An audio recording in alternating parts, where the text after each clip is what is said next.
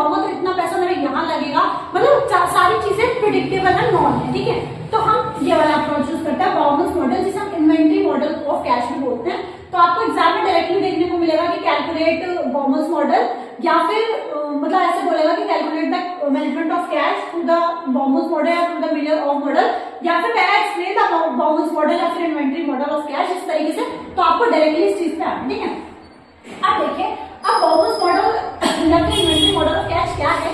देखिए, इसमें ये कहता है कि आपको ये पता, आपको आप नॉन इस चीज से आपको पता है कि आपको इतना पैसा यहाँ मतलब यहाँ पे लगेगा, इतना पैसा यहाँ लगेगा, इतना पैसा यहाँ लगेगा, ठीक है।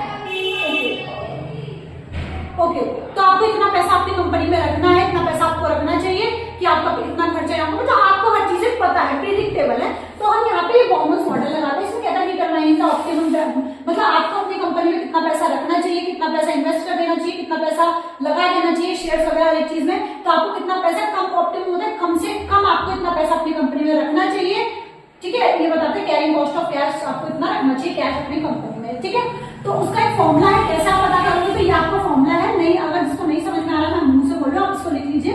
सी इज इक्वल्स टू, सी मतलब ऑप्टिमम कैश बैलेंस, कितना कम से कम पैसा अपनी कंपनी में रखना चाहिए, is equals to under root 2 A multiply F.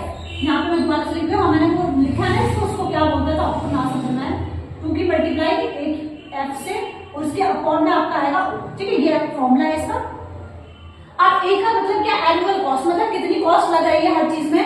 दूसरी बात है फिक्स कॉस्ट, मतलब इतनी कॉस्ट तो लगेगी ही लगेगी, इतना तो रखना है, मतलब इतनी कॉस्ट तो इस पर्टिकुलर चीज में लगनी है।